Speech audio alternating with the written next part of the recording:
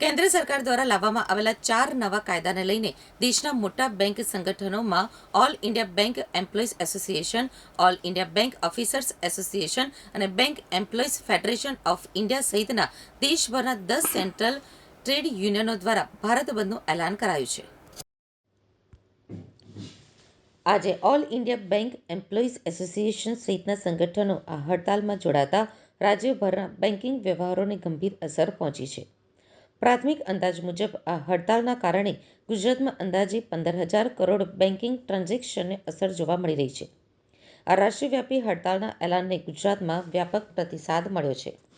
ગુજરાતભરમાં બેંક કર્મચારી વિવિધ બેનરો સાથે રોડ ઉપર ઉતર્યા છે. બેંક કર્મીઓએ ગવર્મેન્ટ કી હિટલરશાહી નહીં ચલેંગી, લેબર કોડ વાપસ લેના હોગા જેવા સૂત્રોચ્ચાર કર્યા હતા.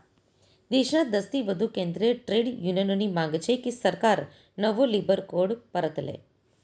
વડોદરાથી લોકલ બેંક એમ્પ્લોઈઝ કોઓર્ડિનેશન કમિટીના જનરલ સેક્રેટરી DL વ્યાસે જણાવ્યું હતું કે દેશના 10 કેન્દ્રીય મજૂર સંગઠનો દ્વારા આજે ભારત બંધનું એલાન આપવામાં આવ્યું છે. બેન્કિંગ ઉદ્યોગના 3 મુખ્ય સંગઠનો AIBEA, AIBOA અને BEFI એ પણ આ હડતાલમાં જોડાવાનો નિર્ણય કર્યો છે. લેબર કોડ પાછા ખેંચવાની અમારી માંગણી છે. સરકારે તાજેતરમાં જે 4 નવા લેબર કોડ દાખલ કર્યા છે તે કર્મચારીઓના હિતમાં નથી. એનાથી માલિકોને હાયર એન્ડ ફાયર એટલે કે ગમે ત્યારે નોકરીએ રાખવા અને છૂટા કરવાની નીતિ મળી જશે.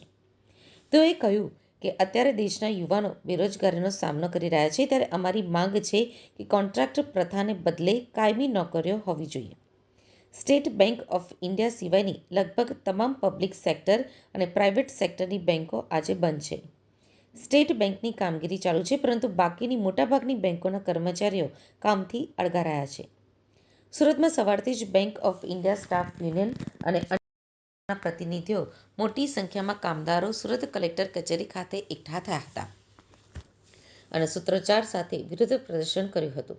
આ હડતાલમાં માત્ર બેંક કર્મચારીઓ જ નહીં, પરંતુ LIC, railway, post, income tax, ST, આંગણવાડી અને આશા વર્કરો પણ જોડાયા છે. સુરતના કાપડ અને હીરા ઉદ્યોગ સાથે સંકળાયેલા કેટલાક યુનિયનોએ પણ આ લડતને ટેકો જાહેર કર્યો છે.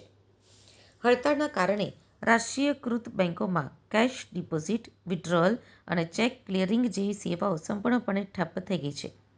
જોકે ખાનગી બેંકો અને ઓનલાઈન ડિજિટલ ટ્રાન્ઝેક્શન કાર્યરત હોવાથી સામાન્ય નાગરિકોને આંશિક રાહત મળી છે, પરંતુ સરકારી કચેરીઓ અને જાહેર ક્ષેત્રના એકમોમાં કામકાજમાં મોટી રૂકાવટ જોવા મળી રહી છે. ટ્રેડ યુનિયનના અગ્રણીઓએ ચીમકી આપી છે કે જો સરકાર તેમની માંગણીઓ પ્રત્યે સકારાત્મક અભિગમ નહીં દાખવે તો આગામી દિવસોમાં આ આંદોલન વધુ ઉગ્ર બનાવવામાં આવશે. Piyush Desai, bank of India staff union સુરતનો પ્રેસિડેન્ટ.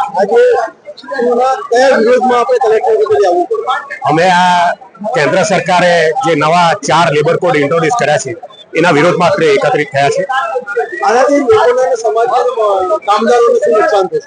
કામદારોમાં એવું છે કે એ લોકોની રોજગારી પર અસર પડશે. એક તો ફિક્સ ટર્મ એમ્પ્લોયમેન્ટ એ લોકો ઇન્ટ્રોડ્યુસ કરે છે. આજે નવા કામદારોને કામ નથી મળતું ને આ ફિક્સ ટર્મ એમ્પ્લોયમેન્ટ લાવે છે.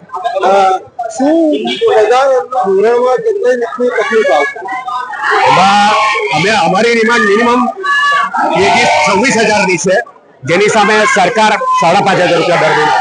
કેટલા કાયદા રદ કરે અને આ નવા કાયદામાં શું સરકાર કરી રહી છે? લગભગ 29 કાયદાઓ રદ કર્યા અને નવા 4 લેબર કોડ ઇન્ટ્રોડ્યુસ કર્યા. સમાજને શું તકલીફ છે? સમાજમાં એવું છે કે એક લેડીઝોને નાઇટ શિફ્ટ પણ કરવી પડશે, જે વ્યાજબી નથી.